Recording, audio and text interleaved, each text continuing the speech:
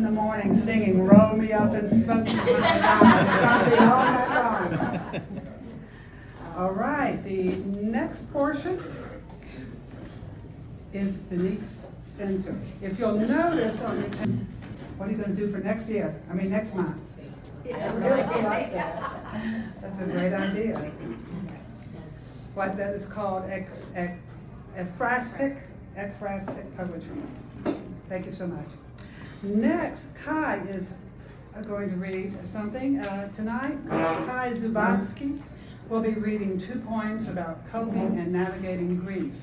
The first is a minimalist poem which captures an intimate moment of shock, and the second is a poem that presents grief unfolding over a period of time.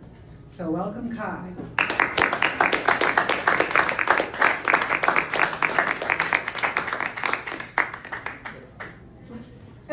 I do what I'm told.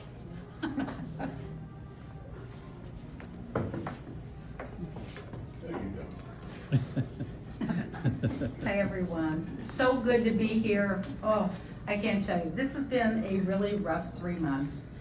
I just lost my very best friend, besides this one sitting over here. And, no, that's okay, I can get it. And, yeah, it's been really hard. 52 years of a friendship, and I talk to her every morning. She died 3 weeks ago, and so I've got 2 poems about this death, this passing, and the first one is my own grief, and the second one is a poem I wrote a while back. And Denise and I will often get together and sort of do little critiques, and we went over this poem, and I thought, it's just about there. Is a poem ever really there? I don't know. But I just thought this would be a poem that Andrea's husband would have written. And so I'm gonna read this. He just became really interested in poetry, actually because of Denise. She was at my house one night when they were there for dinner, and Denise brought out her poetry and read it, and Dave absolutely flipped, and he went out and bought every poetry book he could find. And so, right, so now he's hooked. He can't write it, but he loves reading it. We need audiences, right? Sure did. Okay, the first one is called Without Notice. She's not going to make it. His words ricocheted in my head like bullets fired into a steel drum. I could not think.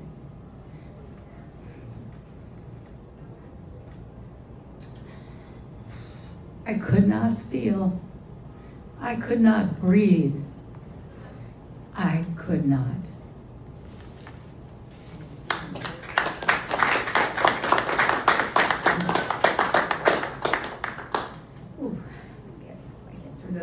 Okay, the next poem is called Abide. A driftwood altar cradles a trumpet shell. Its song foretells a pilgrim's voyage to another world. A ghost net, grief-woven, now keeps me captive. Time has no face. Your phantom summons as I stand barefoot on scattered skeleton shells. We had once reclined together, warmed by millions of silica grains, secrets told, secrets kept. Sanderlings scattered past black rocks and white oyster beds. Mole crabs scrambled to bury themselves in foamy wave wash. Today, laps of holy water cover my toes. Oat plumes bend in salty wind whips like palms before the Savior. Their underground roots a fibrous braid. Traps loose sand. Dunes hold steady, at least for now. As do I.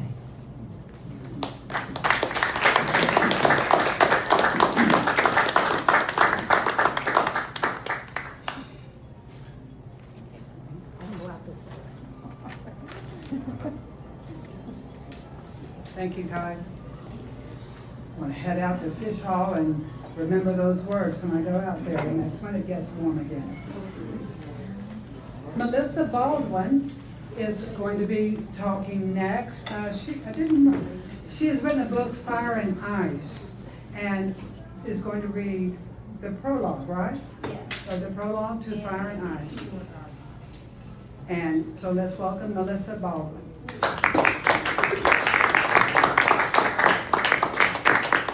I did find your email, by the way. I'm sorry. Good evening. I'm so happy to be here. Broken crayons still color beautiful pictures. 1 in 5 people suffer from mental illness, and I happen to be one of them.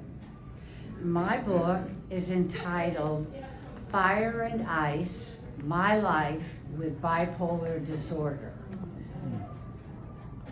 And I'm going to read the prologue, which is very short, which will hopefully entice you to want to hear more.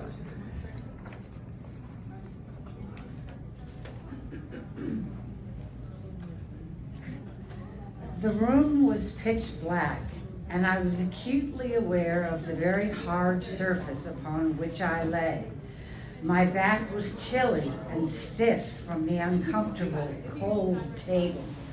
Why was I unable to move my arms and legs? What was painfully restricting my wrists and ankles? There were hard leather straps digging annoyingly into my skin every time I tried to break free from the frightening hold on me. Why was this happening to me? Was I dreaming? The faint noises coming from the next room led me to believe I was not. Reality suddenly set in. I was in the psych ward at Jewish Hospital in St. Louis. The last memory I recalled before waking up, bound like a defenseless calf, was saying goodbye to my daughter and husband. I tried to relive what had actually happened, but found it difficult due to the effects of the strong medication. It was an experience I will never get. It was barbaric and totally demeaning. I had most definitely not agreed to be restrained for the entire night, frightened and humiliated. I still have vivid memories of this nightmare whenever someone grabs me by the wrist or jokingly tries to restrain me. Ironically, the experience in and of itself was by far one of the most defining episodes of my illness. What was to come would never compare to that night in Jewish Hospital. And then I'd like to include an article that my mother gave me 2 months before she died. She was very supportive, as was my family, of my mental illness.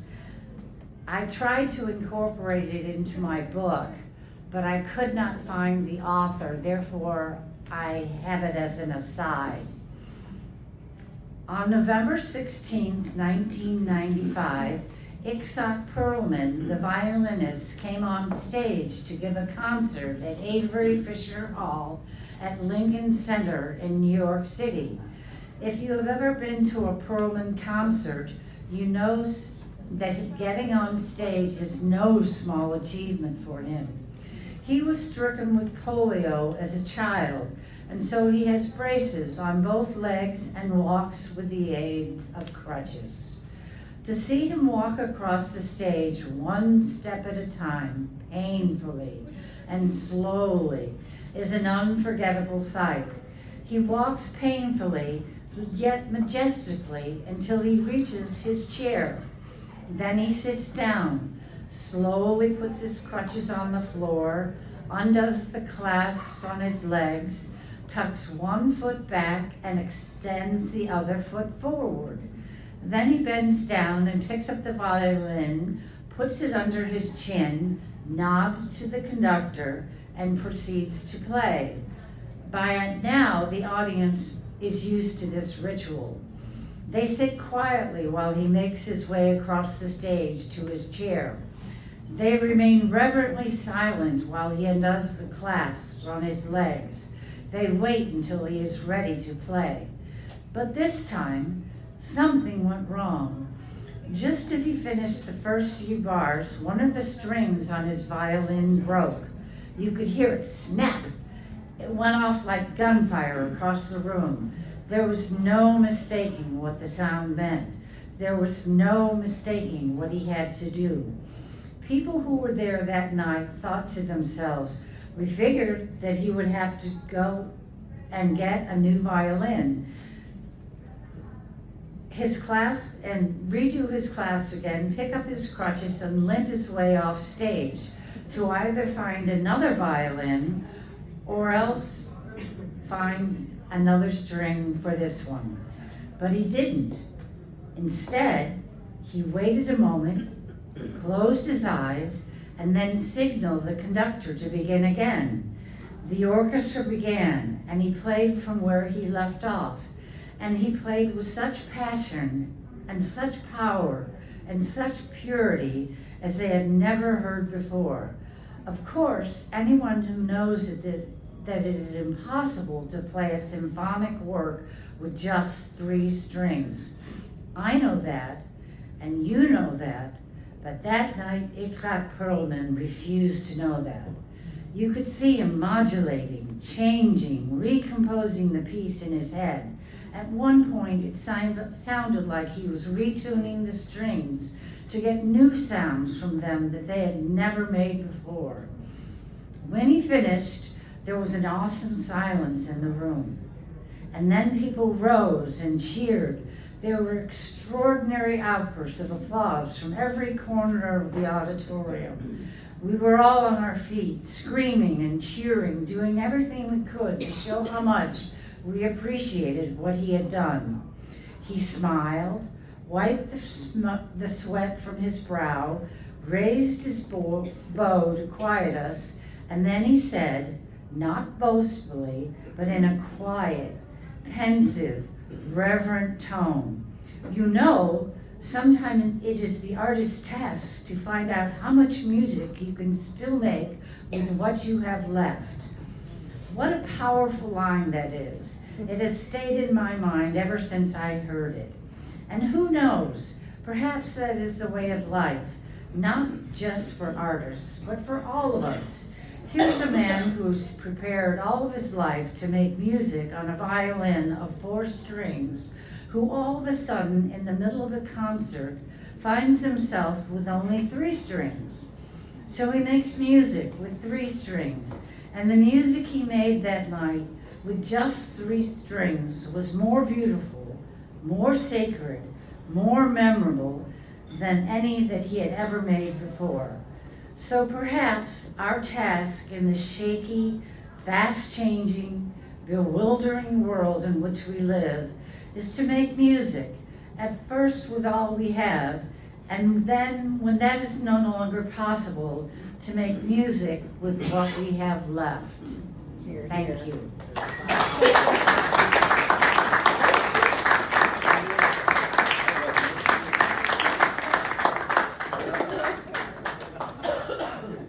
Well, thank you, Melissa. Whoa. All right. Want to go after that, Raju? Raju, Pamjwani? You're getting close.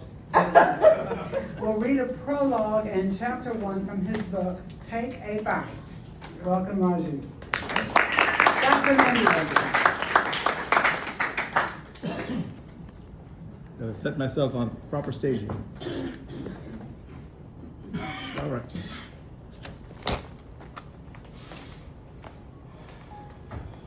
Is that audible? Prologue. Email from Kim Panjwani. Date May 27, 2015, 8:27 a.m. Eastern Time. To Raju Panjwani. Subject, book idea. Honey, what have we learned from all these big thinkers and successful people? to take a bite. Make a change in the world based on your experiences, your unique and profound, eclectic experiences which allow you to take another bite and push on and through. Does it matter that you survived the tsunami, a hurricane off the shores of Mumbai, launching 2 new businesses, nursed your wife through stage 4 cancer ordeal? How does it matter? What difference does it make? That was the end of the email. She died 3 days later. And I've been trying to answer her question ever since. So I'll get into chapter 1. And you tell me to stop. Okay? What a thought, honey. The New York June sun was doing what June suns in New York do best, making everything look like it was heaven on earth. Our 1872 Blue Victorian, just 19 miles north of Times Square, an acre of dense trees surrounding the house on all sides, a mild breeze, 75 degrees, perfect day. The car had barely pulled into the circular driveway when Eloise jumped out before Dominic had finished saying goodbye to the driver and rushed up the slightly uphill path with her arms already open. Kim and I were bounding down the steps to meet them. That was Kim. You didn't walk toward people you loved, you bounded.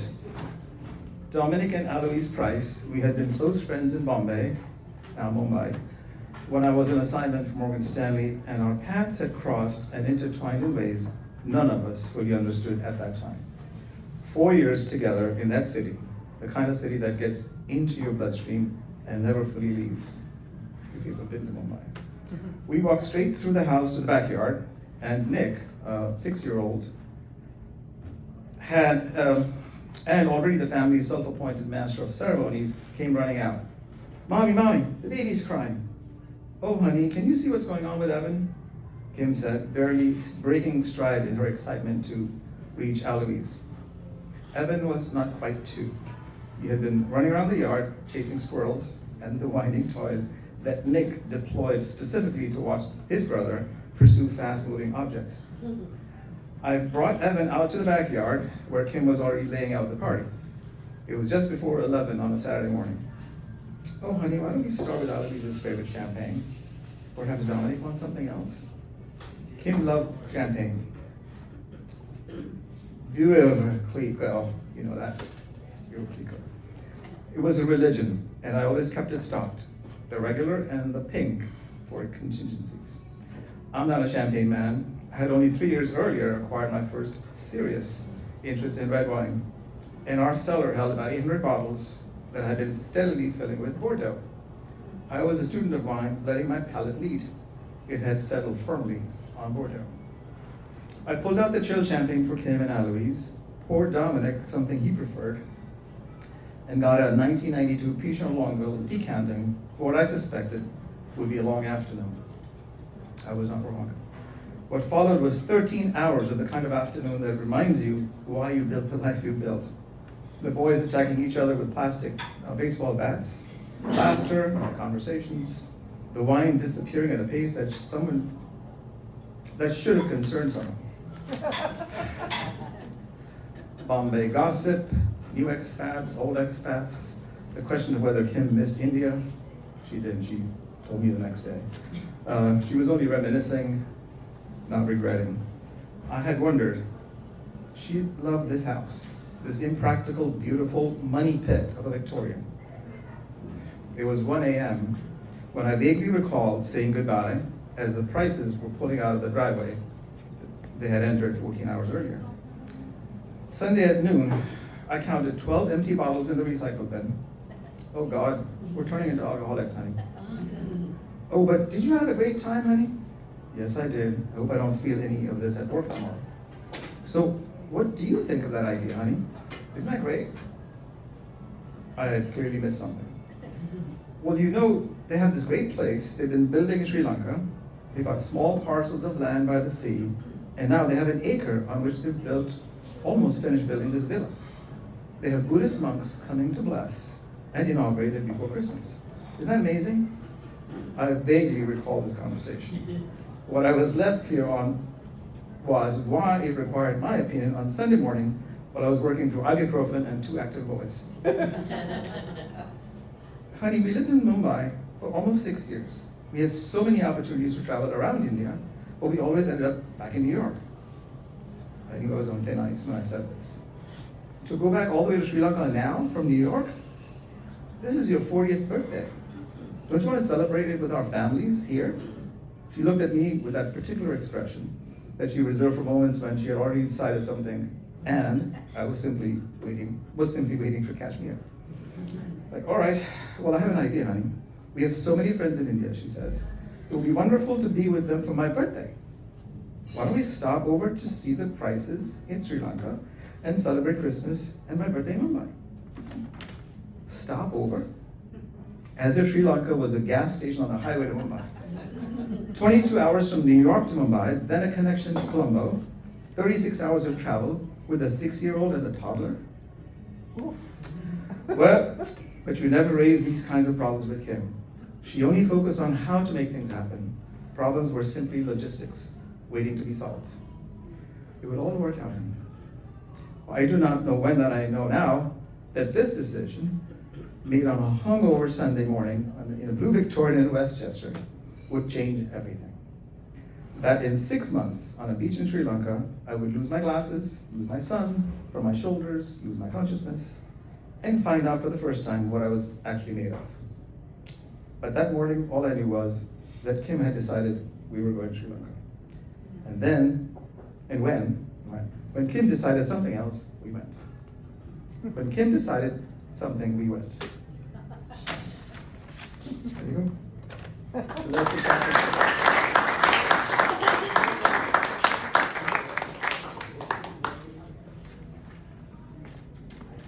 Thank you.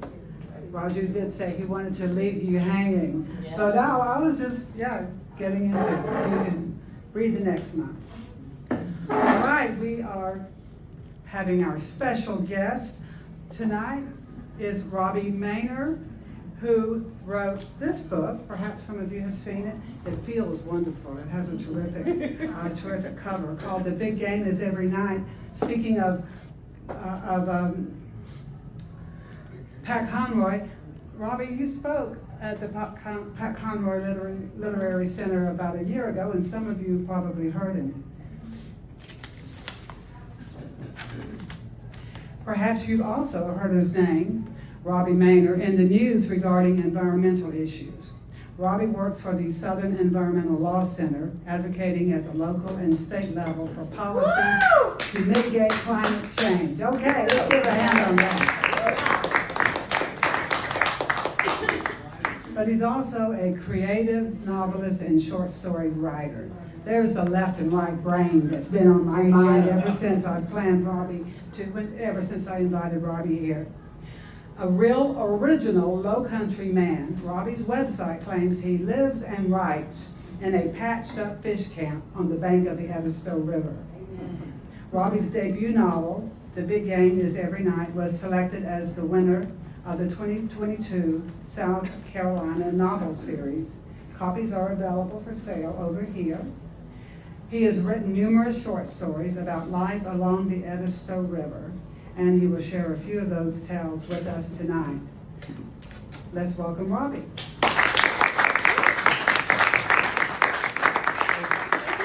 Yeah, of course. Thanks for having me. Thanks for the introduction. Thank y'all for having me back. I think this will be maybe my third visit in this area, Conroy Center, and I did visit the Writers Network. You did. And so I see some familiar faces, and also I'm glad to be back, but also sorry that you're hearing from me again so recently. But this will be a little bit different. I met Rosemary actually through environmental work, not through fiction writing, and some of that is she got in touch because of a proposal up in my neck of the woods, near Walterboro, of a proposed data center. It would be, if built, one of the top 3 largest data centers in the country. And so that's how we met. And knowing I was coming here, I wanted to read from something that was both sort of top of heart and mind, in something from my practice. I feel like we have, I know some of y'all, we're friends. And so I wanted to read not something that has been published, not something I've sort of labored over, but something that I was working on recently, this morning. And so forgive me if you will, but I wanted to share that with y'all. That also means I have to read it from my phone, which I really despise doing, so please forgive me for that too. I told them to never do that. Don't ever do that. But like I said, I was working on this morning and didn't have a chance to print. So forgive me for those two things. And I was very nervous about reading a story in practice and also from my phone. And then we had a Willie Nelson sing along, and I thought, well, this is going to be great. This is gonna be great. So this story is called Devotion. Sure. Can you repeat the title? Sure. Yeah. Can you hear me okay? Okay. So the story is called Devotion. When me and my wife Theresa came to Harleyville in 1987, the Brays were the first family we met. They knocked on our door a couple weeks after we moved in and introduced themselves. Harleyville was still that kind of town back then, a little whistle stop. My uncle had gotten me a job at the cement factory, working 12-hour shifts. Theresa and I rented an old house by the railroad tracks. When the trains came by, loaded down with slag and shale, it shook the pictures on our wall. The Brays, by some stroke of luck, lived 2 streets over. It was June, and they brought us a bouquet of wildflowers and 6 ears of fresh-picked Silver Queen corn. See, Ernie Bray was somewhat renowned for his love of corn. When it was in season, he ate 7 ears a day. That's right, 7 ears. He bought it only from truck beds and roadside farm stands. A short, stocky man with white whiskers, Ernie was a few years older than me. He wore a blaze orange hat every day. At the produce stands, he liked to pull back the husk from the corn and smell the silks. When it wasn't in season, Ernie dreamed about corn. It was his religion. A lot of folks didn't believe corn could be a religion, but after they met Ernie, well, they became convinced. That night, the very first time we ever met, Ernie invited me to go quail hunting with him the following Saturday. He said he had 2 boys at home that never showed the first bit of interest. He was looking for a buddy. "I never been." "Trust me," Ernie said. "You'll catch on quick." I almost felt like crying. A kindness like that, when you're young and desperate and more than a little bit lonely, it takes root like a seed. After that, for 30 some odd years, me and Ernie hunted every weekend of bird season on a scattered plot of land 10 miles out of town that Ernie leased from a farmer by the name of Meekins McLeod. Meekins was a thin man, built like a garter snake, dressed perpetually in what appeared to be the same pair of Liberty overalls stained with tractor grease. Some years, Meekins planted soybeans. Other years, he planted cotton. Every year, Ernie tried to convince Meekins to plant a crop of corn instead, even just 1 little acre, but it was no use. "If I know one thing," Meekins said, "you don't mix love and money. Just ask my ex-wife." He claimed to plant according to the signs, but he never said which ones. Ernie whispered it was something to do with the stock market. Hunting the land, me and Ernie walked along the edges of the fields, that narrow ground between farm and forest where quail like to hide. Strange birds, fine set of wings, they just never want to use them. Prefer to stay down here in the weeds with the rest of us, I guess. Ernie's bird dogs zigzag through the brush, noses to the ground, smelling for scent, white tails waving in the broom sedge. In those younger days, the edges of the field grew thick with blackberries and briars. There were plenty of quail, craws swollen with seed. But over the years, the town sprawled out closer to the farm. Cul-de-sacs, drive-through restaurants, car washes, payday lenders. Even the farm itself seemed to change. Ernie got a new tractor that cut closer to the woods. Sales reps from Colombia came down to sell him next generation herbicides and pesticides with promises to double his yield. The edges of the field shrunk. The blackberries withered and the bugs disappeared, and with them went the quail. Eventually the hunting got so poor, Ernie quit even bringing the dogs with us. They'd get too depressed. Some people said we were devout, but knowing true devotion, Ernie said, no, we're just stupid. Every now and then we'd scare up and shoot toward a stray mourning dove, but for the most part, those fields became as barren as our hearts. I asked Ernie one time how he came to know Meekins and why this was the land he chose to lease, back before I even came to town. We were rounding the corner of a soybean field, a power line stretched taut across the horizon. Everybody knows Meekins, Ernie said. His family's been in this county longer than God. My granddaddy leased this same land from Meekins' granddaddy. I've been hunting here as long as I can remember. He stopped and took off his blaze orange hat, ran his hand through his thinning hair. Me and Meekins, we're like two old freight trains. We could run 1,000,000 miles and still be stuck on the same damn track. Nights, we camped out on the farm before and after a hunt. Meekins McLeod accompanied us around the campfire. He'd wander up on foot around sundown as we were pitching the tents and collecting kindling, sipping corn liquor from a half-gallon jug. Ernie considered that a desecration of his sacred grains. I've told you 10,000 times and I will tell you 10,000 more, Meekins wheezed in his high, lonesome tone. This is the finest use of corn man has yet refined. It'll fix your head and run your Ford. If that is a sin, so be it. He paused every now and then for a sip from his jug. It's just corn, Ernie, boiled and mashed. It's essence of corn. I'm surprised your old lady don't wear it like perfume. Ernie'd shake his head, and they'd go on bickering like coyotes long into every aching night, rehashing the same arguments almost word for word while I sat quiet, tending the fire, eating beans from a can.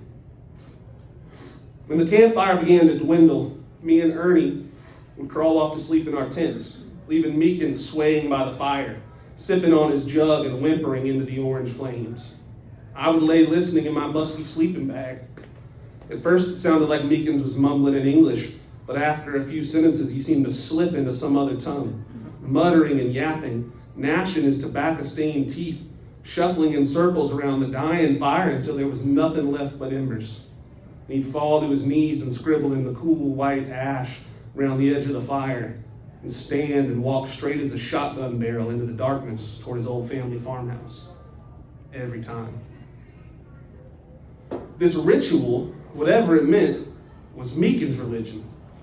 For years, I tried to stay up later than him, tried to get him to speak some of that crazy language to me, but it was no use. I never even saw him yawn. A lot of people didn't believe campfire could be a religion, but after they met Meekins, well, they became convinced. One night, despite being far too old for such things, I got an idea. I faked sleep until the time was right and tried following Meekins back to his farmhouse, unzipping my tent all quiet and trailing him close behind. It was half lark, half obligation. I just had to know where he went, how this whole thing ended. But I lost Meekins almost immediately in the dark, stepping in a stump hole and twisting my ankle. When I finally got back to the tents, limping, Ernie was sitting by the dead fire, his skin almost translucent in the dim light of the moon and stars. You shouldn't have done that. Shame burned my face. I was just taking a piss. No, you weren't, Ernie said. I got mad then. It was easier than being embarrassed. 30 years of living in this town, walking these fields, tending these fires, and they still kept me locked out of the story. If they were like two old trains, sometimes I felt like a penny on the tracks. Who do you think you are, my daddy? Ernie just shook his head. Some things are better left alone, he said. All this time, I thought you understood. Shortly after that, much too shortly, Meekins died. He got cancer in his bones, and it ate him up from the inside out. It seemed like a matter of days. At the funeral, in a dusty room with scarlet red carpet, Ernie tucked an ear of silver queen and a jug of corn liquor into Meekins' casket. The farm passed to Meekins' first son from his second wife, who lived somewhere out of state. Kid sold the farm before the grass had even grown over his father's grave. That was 6 years ago. Ernie and I hunted one last time before the lease ran out, but we didn't even pitch the tents. None of it seemed right. He and his wife still come over to the house for supper every now and then. We don't hunt anymore. Never even considered it. Ernie took up making his own corn liquor in his garage, copper still, the whole thing. He brings a jar when they come for supper, and we share a couple sips in the backyard. He says all those years Meekins was on to something. It's a fine way to have corn, especially when it's not in season. Now, atop Meekins' field stands 7 pale gray warehouses so enormous you need a truck to drive from one side of the building to the other. All made with cement from the factory. Don't you know that fills my chest with pride? Every last one of them, full to the brim with thousands of computers that run all day and all night, so loud the buildings themselves hum like great hulking cicadas. Not a human in sight. What's it for? To uncover the secrets of the universe. At least that's what we've been told. I drive up there at least once every weekend. Sometimes Saturdays, mostly Sundays. Since I retired, it's the only thing that gives me a sense of rhythm from week to week. I pull my truck over on the side of the road and watch the sun set over the warehouses. It gives me a sick feeling in my stomach that warms and spreads like a fire across my whole body. Then, when it starts to get dark, the automatic lights come on, cold and commanding across every inch of those fields. You can't even see stars anymore. I roll down my window and howl into the void. This has become my religion. A lot of folks don't believe resentment can be a religion, but then they meet me and they become convinced. When I get home, my wife Teresa asks me where I've been. Nowhere, I tell her, every single time. Usually she rolls her eyes and that's the end of it. But last night, she said, "You're so bullheaded. For what? Why don't you just call Ernie? There's other places to hunt. Hell, there's other things to do while you're both still alive." If only it was that simple. Thank you.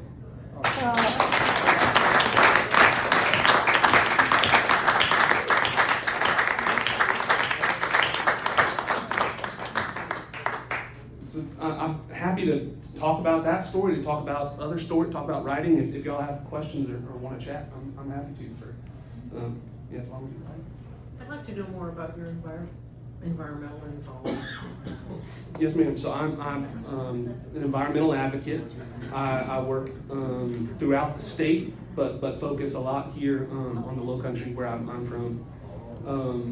We work on a whole slate of environmental issues, but this proposed data centers and the power plants that are needed to power them have sort of emerged here in South Carolina, but really, I think nationally as one of the most pressing issues right now today.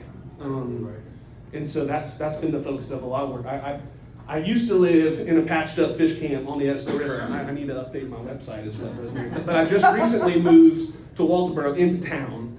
But on the river there, in part, is that there's a proposed power plant at Kennedy's, one of the largest power plants, gas-powered power plants in the country. And so just up the road in Colleton County, we're seeing one of the largest data centers in the country proposed and one of the largest gas plants in the country proposed to serve it.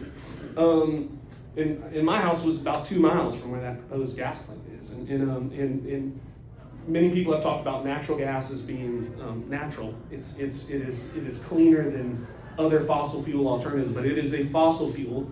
and it creates pollution. And so I think that's something we just, we're balancing. With these data centers, they can use as much power as an entire county. They can use as much water as an entire county. And so I think we just have to really think about, in South Carolina, what are we giving up for those types of things, from our communities, from our landscapes, from our water, and I think really do some soul searching. So that's kind of the gist of my work these days. Thank you. Yes, sir. Is there a way to approach it from a zoning perspective, to like really charge 10 times more for, I mean, they're moving down here because they sure as hell can't afford New York real estate, right? I mean, Yeah, and I think there are some ways to do it, but I think South Carolina has become appealing because it has cheap power and cheap water and really lacks zoning. And so there are some of those. Relax laws. So, yeah. Are you writing a lot of stories like on that line? Yes, because I think it's at the front of heart and mind, and that always works itself into what I'm working on. And so certainly I think, I came to environmental work from a community and local perspective. I love this place and want to protect that. And so I think I have always seen writing and like advocacy, environmental conservation as sort of two sides of the same coin. So not intentionally, but it really works its way into I think all my writing. Right. Yeah. Could you talk a little about why you choose to write fiction when you are often addressing real stuff that you're working on in real time? Yeah, for one reason, because zoning is really boring. It's important, we've got to have it, but it's hard to tell a story about zoning codes and I think because to me, I think that what I like is how intertwined, especially here, our culture and our community is with our landscape and our natural resources.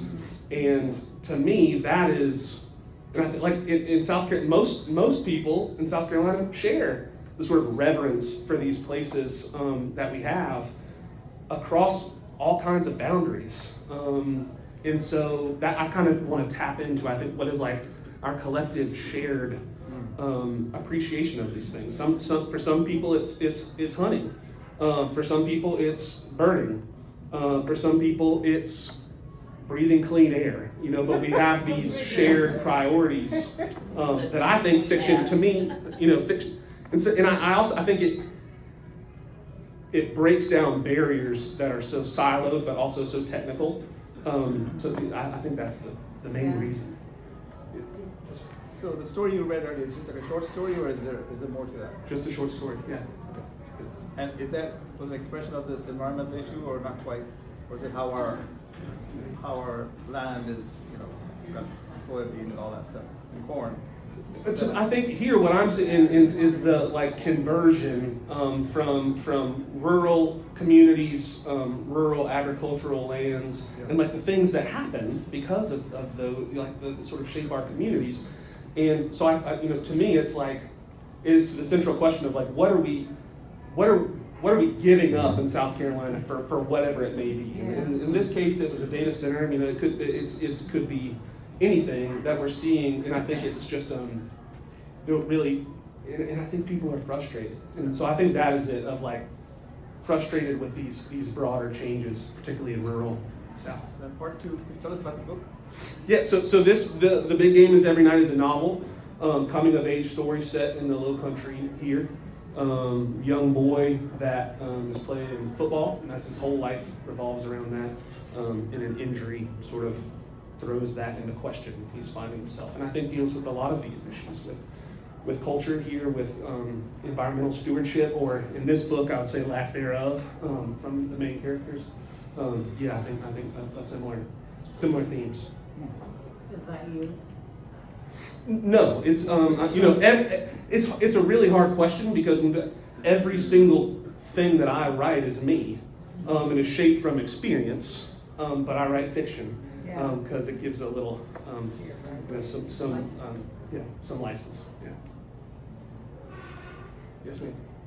Can you keep a group of writers posted as to how we can help? Absolutely. Yeah, I can keep maybe Rosemary, if you could be my point of contact to share environmental issues and that sort of thing. But yeah, absolutely, and I would appreciate it. We would like that. Okay. Well, if you want to, I'd like to ask something about that. People are protesting all over the country in these data centers. I mean, it is amazing how people are riled up.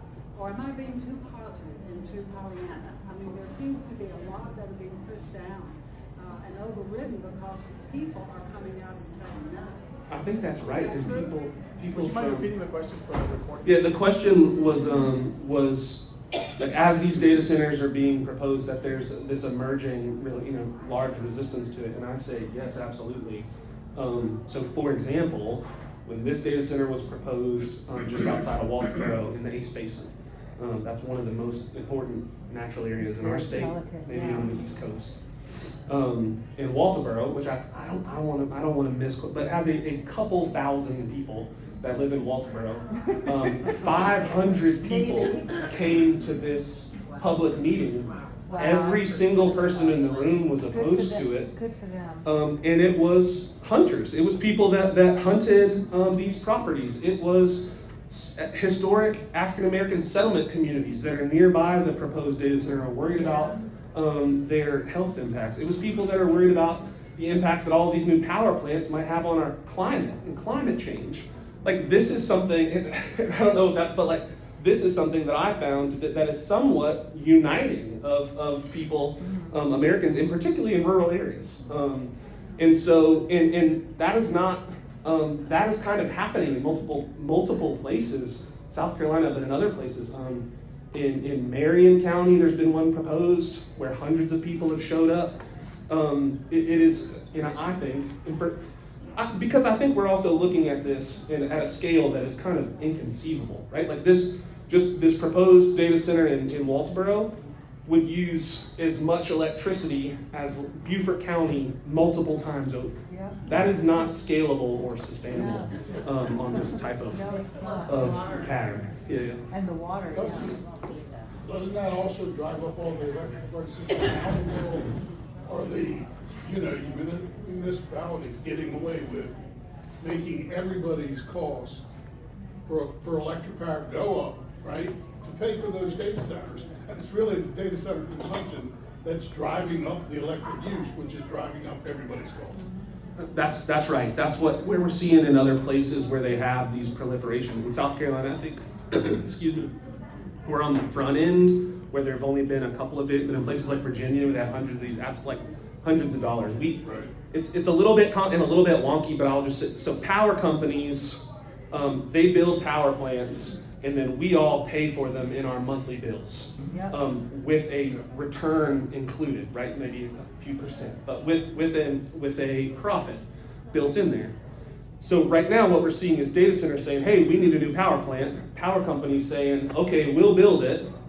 And everyone is paying for those in their monthly bills. And maybe it's a few dollars per bill, but as we have more of these, and these sort of costs stack up, and they're socialized throughout our ratepayers. So that is like, it affects our pocketbook, it affects our air quality, our water quality and quantity, our culture in our landscape. And then the job market. Yeah. Very, very few jobs at these things. And climate change. Yeah. So it is a widespread issue. I really thought the way you described the data center at night was very profound. I mean, you could see that cold light. You wrote that this morning? I didn't write, no, I've been working on this for a month. I made some changes, I made some tweaks, I added some things. No, by no means. My practice is very sort of slow. I wake up early and I find maybe 45 minutes or an hour a day, and so it's overtime. I normally don't read, I've talked about this even with the novel, I don't share anything until I kind of find that it's at least completed as a draft. And so I think it's maybe a little bit more of me being like, to me, this is I just worked on it this morning, but it's been for weeks and yeah. Thank you for admitting that, because I was pretty depressed. No. I made some tweaks this morning. Work on it today. That was sleight of hand. I was about to cry. No. I wish. Yes, ma'am. There is nothing more powerful than a good story. I agree. You are an excellent storyteller. Thank you. I mean, supreme. Have you ever thought about putting your stories for younger people into books so they could read stories that were as powerful as what you just read to us, only geared to their age? Because we're all gonna get older, and yeah, we're all like gung-ho about the environment, but we need the youth to start getting really read. And you're such a powerful storyteller. You know, I don't know if you could do something like that and put a series out. Yeah. I'm hoping this in as a sort of series of a collection of short stories, and so I'm hoping to publish that soon. No news to share, but yeah, well, hopefully I will. And then yeah, I agree. I think we've got to again sort of across those boundaries, and I think that's another really important, with youth, the sort of future. For a while there, when you were talking about the data centers and this cement thing, Yeah. I thought you were talking about crypto mining, BTC mining going on there. Yeah. But it could be, right, as far as you know. It could be. They're practically the same thing. Yeah. It's a building full of computers, and it really sort of what they do. But it could be a crypto facility. Yeah, it could be cloud storage. That's right. Yeah. It could be an internment camp. Yeah. I Fun didn't times. say that, did I? You did say it. I heard it. Fun times. Well, thank y'all again for. Well, One more. I haven't asked you this, but are you from Walterboro, from the Low Country? I mean, you were born and raised? In Berkeley County, and I've lived throughout the Low Country. I call the whole Low Country, the coastal South Carolina, my home. So yeah, I grew up in a rural area that is no longer rural, and that is sort of my draw to this work and this, so my preoccupation with this. And so I've been, I think, sort of traveling from rural communities in the Low Country as they are in the midst of these changes. Yeah. So not from Walterboro, but from just a few miles away. Thank you very much. Thank you all. I appreciate it.